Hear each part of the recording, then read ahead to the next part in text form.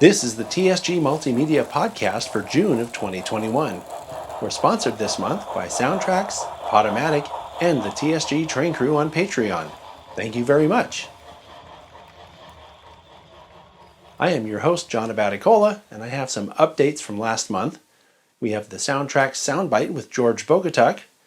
We have information about upcoming programs, some responses to viewer comments, and some great photos in our Catch of the Month segment. Now, before we get to all that, please remember to hit the thumbs up icon to register your support of what you're watching.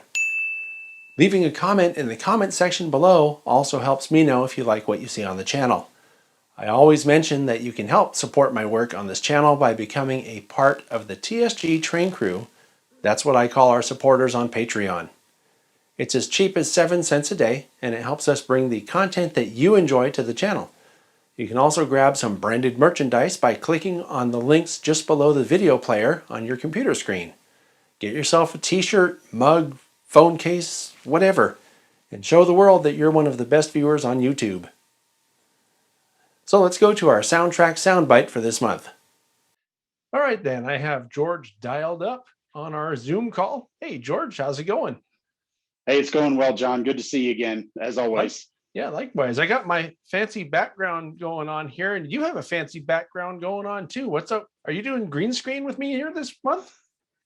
No, I am actually pretty excited to say that we're here in La Plata County, Durango, Colorado. They've lifted a lot of the restrictions and work at home stuff. So we're actually here back at the office. So we're pretty excited about that because it gets us back to some semblance of normalcy. So we're really excited to see that. And so we can pretty much do most of what we could do before. So it's actually pretty exciting. Cool. Well, congratulations. I'm glad you're back. Yeah, so we're really excited about that. But on the other side of that is, as you guys have known, we have a temporary cell phone line that we had set up during the beginning of all this when we were working at home, minimizing staff in site and so forth. So wanted to let you guys know that since we are back in the office, make sure you call the regular number if you have questions or need some technical assistance. The phone number direct to us is 970-259-0690. And we'll usually answer the phone, but if for any reason you get the automated answering service, it means we're on the other line. Extension 22 will get you to tech support. And then if you need to talk to me for any reason, I'm at extension 220. Okay. So those previous numbers are going to be open. They're forwarding currently to the office. So those phone lines will be paid for and active through the end of June. Cool. Well, and I might have to call you because, as you know, when I did the install on my KN1 last month or whenever that was, I put the wrong prime mover on it, and people were very quick to let me know. And I may have noticed that myself, but I was going to be nice to you. Well, no, I had a small problem because I assumed, which is a bad mistake, but I assumed when you told me to use that specific decoder, I had it in my head that I was using that specific decoder, not because I should have thought about it. I know the KN1 is kind of a general purpose with a bunch of different stuff on it. It's not specific to GE or EMD or whatever. Correct. So I thought, right, so I picked the decoder CV based on whichever one you told me to pick when I was in JMRI, not realizing that it's different. So I'll have to. Yeah, I don't use JMRI, so I couldn't. Don't take anything I say about JMRI with any seriousness. Yeah, no, it was just changing the CV. It would have done the same thing if I'd been on a regular system. So it was a confusion on my part. So I'm going to have to look up on the KN1 decoder which sound set I need to use for that head end power, if it's in there. It is. Oh, it is. Okay, cool. Then yeah, that's figure it out. Yeah, CV123 is going to be your prime mover select, and you're going to pick the GE7 FDL. Right. And then when you select that, it will automatically program the software to match that type of head end power. Oh, does it turn on head end power on because the reason I'm mentioning it is because I'm going to make, my plan is to make that P42 the second one in the power consist. And remember, we were talking last month, I think, about how the second locomotive is the one that has the HEP on all the time. So it should sound like it's really revved up. We were talking about how that's so that the guy in the front doesn't have to listen to it the whole time. Right. Right. So I want to have it set to that. So as long as the KN1 has that setting, it should be fine. And I'll look it up. Yes. I'll find it. Now It's that it's enabled. I was just say it's enabled with function 16. It'll Okay. turn on and off with function 16, or you can use CV settings to turn on automatically, or however you like. It depends on how you build your consist. If you use advanced consisting, you can have the trailing unit responding to the F16 and the lead unit ignore it, so that way when you send your function command to the consist, only the second unit responds. Good. Right. Yeah. And I'll figure all that stuff out. I just wanted to mention it because for anybody who got the KN1, learn from my mistake and actually look at the KN1 manual instead of assuming it's on the other one. It was a stupid mistake on my part. I should have thought of that when I was doing it. And I realized that afterwards. I'm like, oh, duh. I mean, I could tell it was the wrong prime mover just by listening to it because it wasn't doing that air compressor thing. That whoop, that thing that the GEs do. Wasn't doing that. So I should have known just from running it on the deck, whatever. It's all good. Yeah. That's not really what we're here to talk about today. Well, it's always good because we discuss these things and your viewers are able to learn from it as well. And it helps us get the information out. So what you're looking for is the sound selection reference that you can find on our website with the Tsunami 2 user's guide. So if you go to our website, soundtraxx.com, you click on reference there at the top, it'll pull down a menu. You can click on manuals, then you select Tsunami 2, and you're going to find the Tsunami 2 user's guide, which is going to give you all the features of the decoder explained out in English terms so that you can understand the feature and how to adjust it. Well, English terms is a big deal because engineer speak is different than English terms. I understand what you're saying. I mean, look, I was able to figure out how to do 99% of what I needed to do. It was just a brain fart on my part, not realizing that I would need to look for something different because the decoder is more of a general purpose decoder. So it's all good. Right. No worries. But that's where you find a lot of that information, including the sound selection reference for each of the decoder's flavors, if you will. We have the EMD, GE, Alco, Baldwin, and others. And then we have a second EMD2, and then now the KN1. Right. And the KN1 sort of combines a bunch of that stuff, right? So it's more of a multi-purpose deal. Correct, because it's designed for the Kato N scale drop-in. And so that same format is used in the F units, the E series, the Alco PAs, the P42s, and the F40PH. So we put all of those prime movers on one rather than dividing it up into 4 or 5 different part numbers to make sure you get the right recording. Right. And it makes sense because if you think about it, the decoder fits specifically into those models.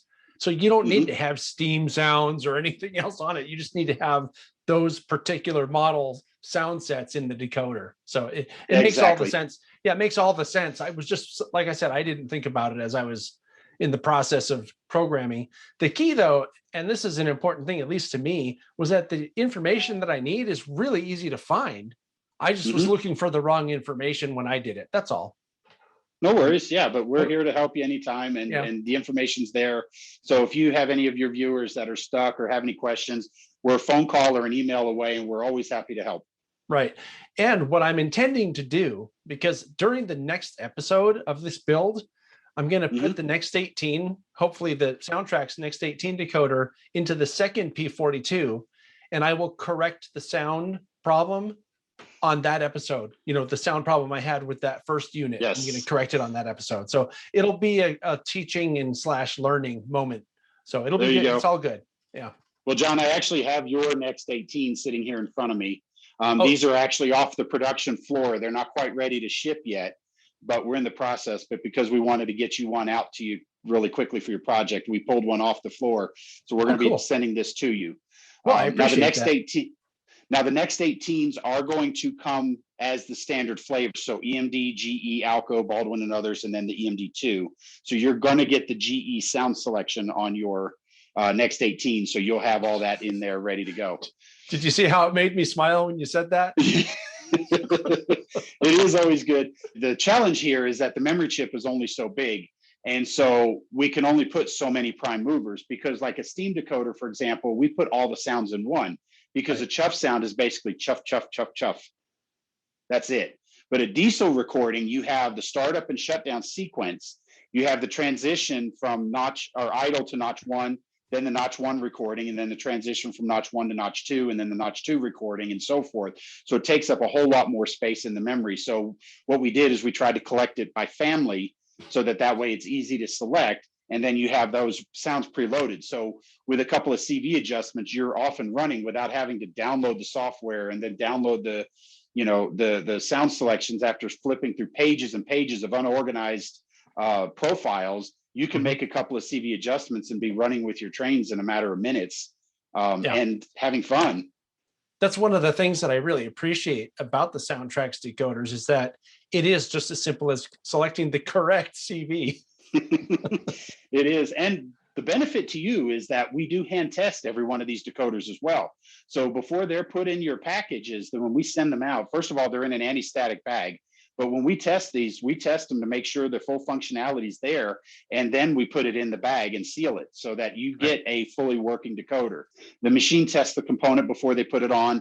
Then there's a what's called a flying probe tester, which will actually test the integrity of the circuits on the circuit board. So it will actually test to make sure those components are soldered, and then we do the hand functionality test to make sure that it works.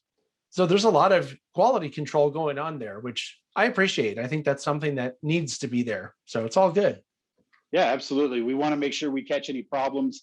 They're few and far between to start with, but if we go through this testing process and make sure that you don't get a bad functioning or a malfunctioning decoder out of the package.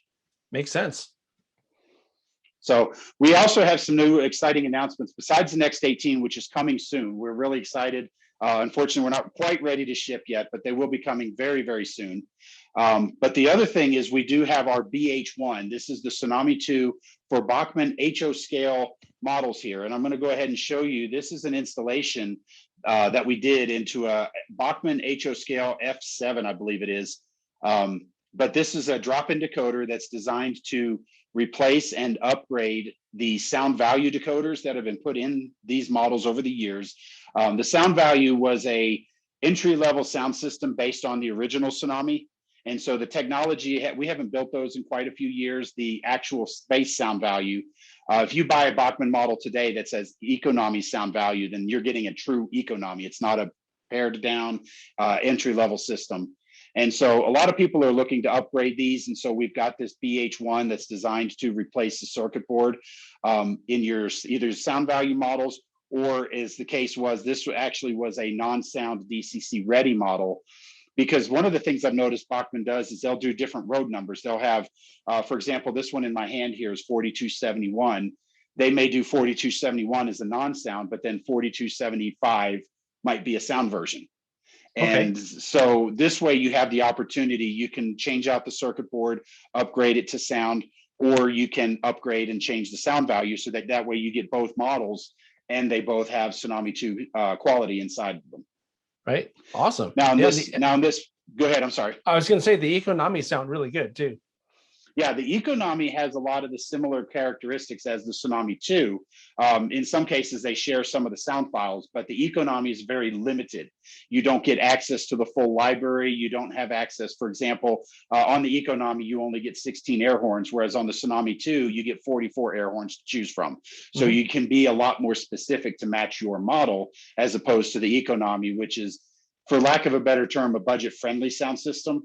Right. And so therefore, if you're looking at, for example, some of these, now this BH1 is only available in the Tsunami 2, but you could install an economy PNP in here as well. But one of the advantages of the BH1 is that it's pre-regulated for LEDs. So this headlight LED here, for example, goes right to the decoder. I don't have to add any resistors or anything like that. This is also an 8-function decoder. So if I want to add any lights like cab lights or class lights, number board lights, whatever other modifications I want to make to the model, I can do that with this decoder without having to modify or change anything. And since it's pre-regulated for LEDs, you just wire directly to the model and you're good to go. Yeah, that's a big deal. I love those. I love it when you don't have to add the resistor, because those resistors, as small as they are, they take up a lot of space. And, I'm usually working in N scale. So that's really space is at a premium. Yeah. So I love that. Yeah, so I definitely am excited about it. And then in this case, you can see that we mounted the 28 millimeter round speaker here above on top of the inside of the shell here. And this just fits into place. Now I have the front coupler in place, so I kind of have to work that through the opening. But once that goes in, body shell just snaps right into place. There we go. And Pretty just cool. snaps in, and it's tight fit. And then now I just replace my screws, and I'm back and I'm running my models. Yeah, back in action. There we go. We'll put it in the camera view. Yeah, that always helps, huh? I'm out of practice. I'm out of practice in this room because I haven't been in this room doing video. And what is it, since July? It's crazy. Well, it's funny too, because I don't remember, maybe you've been in that room once since we started doing the sound bites on a monthly basis. But if you think back to when we started the sound bites pretty much right when the pandemic was just, when people are starting to realize what was going on and they're like, oh, no, we better stay home. That's when we started doing these. So I don't know that we've done a lot from the office, I mean. Yeah, probably not, now that I'm thinking about it.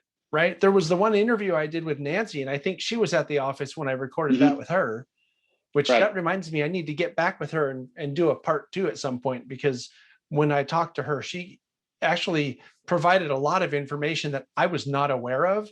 And by the time we were done talking, I actually had more questions, but it was running longer than I told her I wanted to record, and I didn't want to take up all of her time, So I understand. Yeah, she's amazing. So she's full of information. I mean, she's been running the company now for 31 plus years. Yeah. So it's pretty amazing. Do you know what I like about it most, George, is hearing all the sort of behind the scenes backstory to how stuff happened. Like she was there when the NMRA was talking to the people, to the manufacturers about DCC standards and all that stuff. She was there. Like she knows exactly how all that went down. And I find that really fascinating. So yeah, it's definitely an advantage being part of the NMRA working group. Yeah, for sure. Yeah. So there was something else I was going to ask you about.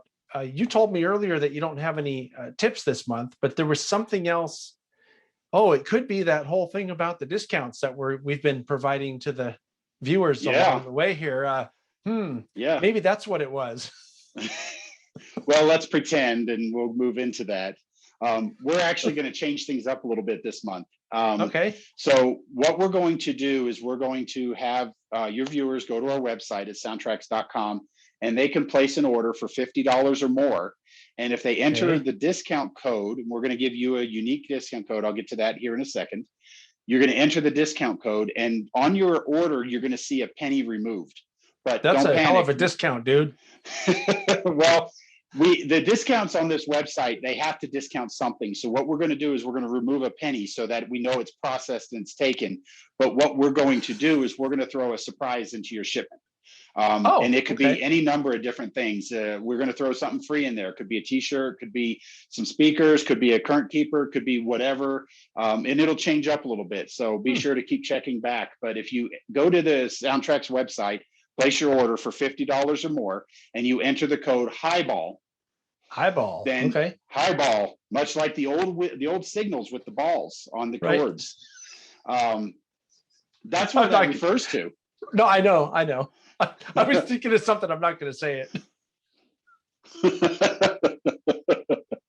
The sad part is I have a feeling I know. I'm guessing you probably know what I was going to say.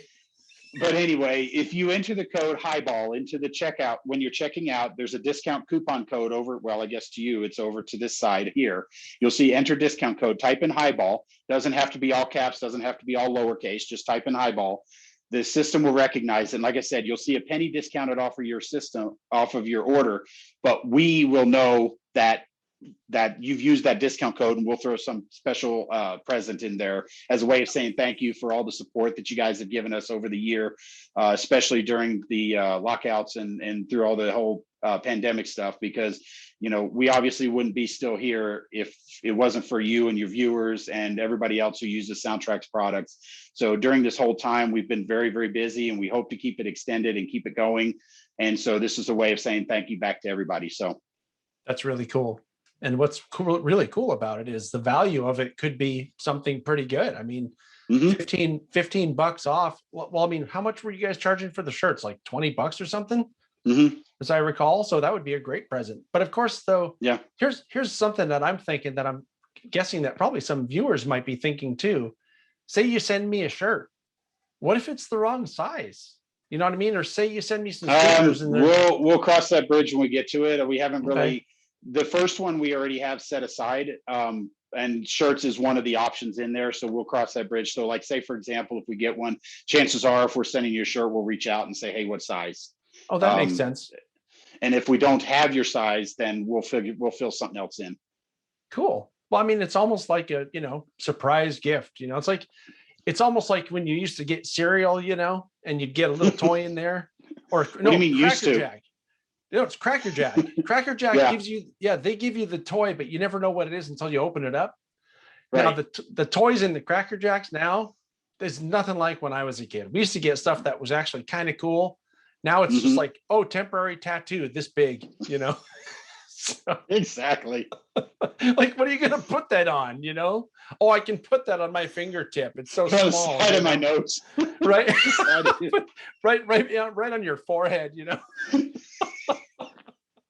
Yeah, who knows? But at least you get right. the Cracker Jack. That's good eating there. I don't care who you are. Oh yeah, I love Cracker Jacks. Those are one of those things that I don't get very often, but when I do, it's some bizarre, one-off thing. We're like, oh, this is really good. Why don't I ever buy this stuff at the store? Exactly. Yeah. Oh, all right. Boy, we Yeah, really so we'll try to. We really talk about a lot of different stuff, don't we? Oh, it's always fun coming on here with you because you're right. Yeah. We have our things that we want to discuss, and then after that, who knows? Yeah, there's stuff that we have to discuss. And I was going to ask you, I don't know if you can do this, but maybe send me a little video of that locomotive running on your layout when you get home and upload it for me. Right. And I'll add that to the end of our Soundtraxx soundbite this time so people can get an idea of how good it sounds. Yeah, absolutely. We can do that. And then I'll also send you some stills so that you can put them in there in the screen so that people can actually see it. Because I'm just using my phone. And so it's not always the best video quality. So that's right. We'll work through that. Yeah. So I apologize. I don't have a modeler's tip this month. This month has been kind of crazy. I actually just did a show a few weeks ago in Cheyenne, Wyoming, which was really great. It was wonderful to get out and see people again. So we are starting to see this a little bit more. I've got a few openings and shows that are coming up here in the summer. So be sure to go to the website and check out our trade show schedule to see where we'll be. And if you have a show in your area, contact us and we'll see if we can fit it on the schedule. Yeah, I'm glad you mentioned that. That was something I wanted to ask you about. Maybe we can talk about that next time when we have more time. Okay. Just the fact of getting out and doing stuff, because that is something that's pretty exciting. And to be honest, I've actually been able to get out and do stuff too. And one of the things I'm going to be talking about in this podcast is about the layout tours that I've been working on. I actually just finished editing one as we're recording this. I finished editing it 2 days ago, and it's a really nice layout. So I'll be giving the viewers, I'll be giving the viewers a heads up on that here in a few minutes on the podcast.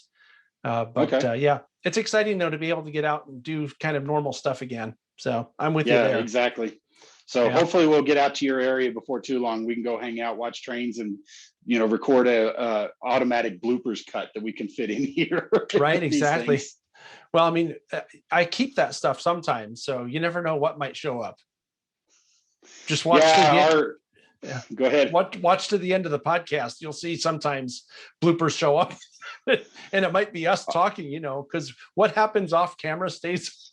It's like what happens in Vegas stays in Vegas. Yeah. What happens off camera generally stays off camera. Well, the downside is our video editing, the gal that does the marketing, who does our video editing, I shoot them, but I don't have anywhere near the video editing skills. She does that, and then she holds them and then releases them around January 1st as a, hey, Happy New Year, everybody. Let's make fun of George. It should be on April 1st. Do it for April Fool's Day. Yeah, right. All right. Well, hey, I'll let you get back to it, and I'll look for that run by here a little bit later, so I can stick it on the end of our talk here. All right. Sounds good. I'll get that to you. All right. I'll talk to you later, man. All right. Take care, John. Thanks, guys. Thanks again.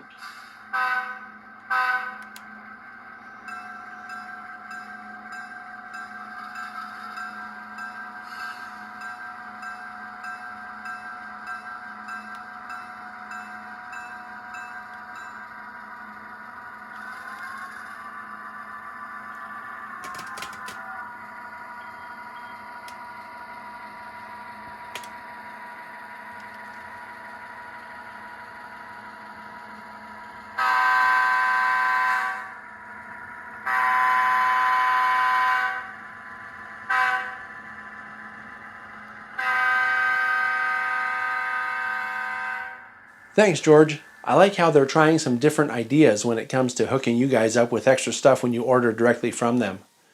So let's talk about what happened since I last came to you with the podcast. On May 19th, we had our monthly live call-in show. That's the live stream I do with Michelle Kempema every month. We talked about upcoming events with some folks from a few tourist railroads, and then we had a nice talk with Gordie Robinson, who recently won the election for NMRA president in a landslide. That was a good conversation because I've been wanting to hear more about the kinds of things he has planned to move the NMRA into the 21st century. And from the sound of what he said, he'll be doing a lot to make sure that happens. On May 21st, we went to shoot a layout tour in Los Gatos. This layout is called the Claremont Docks Railroad. It was built by Howard Lloyd, and it features a lot of great modeling, but not just trains. Howard is also a maritime modeler, so there's a confluence of railroading and shipping by boat on the layout. This is one of the layouts that's being featured in the National Convention schedule. And the video we shot there is already available to registered attendees. It just so happens that it's available in 4K ultra high definition to the TSG Train Crew on Patreon. One of the perks that the Train Crew enjoys is ad-free previews of featured content weeks and sometimes even months ahead of when it gets published to the channel. On May 22nd, we had the second ever episode of TSG Live Model Railroading. In this episode, Mike Roquet gave us a clinic about understanding railroad signals. This is one of the best clinics I've ever seen. Super huge shout out to Mike for sharing his knowledge with us here on the channel. That same afternoon, I was a guest on the NMRA X halftime show. I appeared with my friend and fellow National Convention volunteer, Phil Edholm, to talk about Rails by the Bay 2021. That was a lot of fun, and I want to thank Gordie, Speed, and John Doring for giving us the chance to spread the news about the event that we are working so hard to organize. On the 29th, we went to document another layout, this time in Mountain View. I met Ted Stevens a couple years ago the first time I went to his layout. At that time, they were still completing some of the major sections of the layout, so they weren't quite ready to shoot a video. Here's something really cool that happened while we were there. So as we're shooting the scenes, there's a knock at the door, right? And who would it happen to be? None other than Jack Burgess. He'd come to deliver Ted's recently completed MMR plaque, patch, and some other things that get awarded when someone completes their Master of Model Railroading certificate from the NMRA. That's another layout tour that will be available to convention registrants and also to train crew members very soon. The very next day, we had our monthly episode of TSG Live Crew Lounge. That's the panel discussion. The topic for that panel discussion was JMRI. I learned some things about JMRI that I haven't even heard of. Did you know that JMRI has a concert lighting control feature? I am not kidding. Go back and watch that program if you don't believe me. I want to talk about the NMRA National Convention for just a minute, just to be sure that everyone understands what's going on. I mentioned in the last couple of podcasts that the in-person National Convention that was going to be held in Santa Clara next month was replaced by a virtual convention that will provide a ton of social interaction as well as all the excellent presentations you expect from a regular convention. That leads me to one more of the things that I did last month. On just about every single day, I was either recording or editing the clinics and presentations for that convention. There will be a total of about 70 recorded presentations and about 20 hours of live content. And of course, something like 14 hours a day for socializing with friends who are also attending the convention from the comfort of their own easy chairs at home. So speaking of editing these clinics, I have to say that there are a lot of master model railroaders giving clinics and dozens of other clinics and presentations by people without the initials MMR after their names that are equally as good. Everything from developing operations, layout building, and kit bashing to programming DCC decoders, dead rail, and presentations about historic railroads or the history of railroads. There's a lot of variety and plenty of very knowledgeable people presenting the information. Add to that the layout tours and panel discussions with those layout owners, plus all the socializing I mentioned a minute ago, and I don't think this has been mentioned publicly yet, but the recorded content will be available for attendees all the way up through August 7th, which is 4 weeks after the convention starts. The original plan was to have the recordings available for 2 weeks, but we listened to the requests from people during the NMRAX show and brought the issue to the planning committee and got 4 weeks done. The production quality is there, the quality of the content is very high, and the cost is only $49. And that goes for anyone who wants to attend. This is not only for NMRA members. My sense, though, is that anyone who isn't already a member who attends the convention will most likely want to become a member. So there's still a ton of work to be done on that convention, but it's all coming together very well. If you have any interest in attending, you can find a link in this video's description below. It's going to be remembered as the best virtual model railroad convention ever. And now for some of the comments and questions from last month. Our first comment comes from Z Will. This was posted to an older episode of Model Railroading 101 from back when Dan was on the channel, and he says, quote, "John is behind the camera but asks great questions that would have otherwise left the viewers confused and helps lighten the atmosphere. Great video, very informative." End quote. All I can say about that is thanks for understanding what I was doing. I knew the answers to 99% of the questions I would ask during those shows, but the comic relief of someone playing the class clown was included very intentionally to accomplish two things. The first was to keep it lively, and the second was to make sure that if a viewer had the same question, it didn't go unanswered. That's exactly what we were doing. The second comment is from a regular viewer and commenter, Chris Mitchell, who had this to say about the DCC install video from last month, in which I installed a new Soundtraxx KN1 into a Kato P42. He said, "I don't care about your soldering, but you taught me a lot today. Thank you." I appreciate that, Chris, but you have to admit my soldering was pretty bad. In the end, though, it all worked, so I guess that's saying something. It's just I know I can do better, so I want to. I want to take a second to remind you again this month that a lot of the tourist railroads are starting to open up now that the COVID vaccine is becoming more widely administered. These organizations were hit hard by the pandemic, and they lost more than a whole year of revenue. They had no choice, but we can all help them recover by riding as often as possible. And if you can't go ride, maybe send a donation. They'll always take it. Anyway, now for this month's program schedule. Next Friday, we have a product spotlight. And then on the 12th, we have the Claremont Docks Railroad Layout Tour with Howard Lloyd. On the 16th, we'll have our live call-in show with Michelle Kempema at 4 p.m. Then on the 18th, we have another product spotlight. On the 19th, I'm bringing part 2 of the Amtrak long-distance train build. On June 20th, we have the TSG Live Crew Lounge at 4 p.m. Then on the 25th, it's N-Scale Friday. On the 26th, Model Railroading with Jack Burgess returns. This episode will be about tools. And now for the catch of the month. All the catches this month come from my friend Kevin, who's been catching the transition in Watsonville from the GP15-1 that's been switching around for the past couple of years to the CF7 that's taking over now that Roaring Camp is going to be the freight service provider for the local rail-served industries.